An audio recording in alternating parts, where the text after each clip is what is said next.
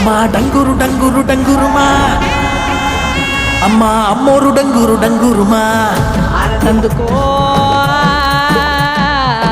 మమ్మ అందుకో పూజలందుకో పుణ్యమిచ్చుకో మాలచ్చమ్మ జాతర మొదలెట్టండ్రా.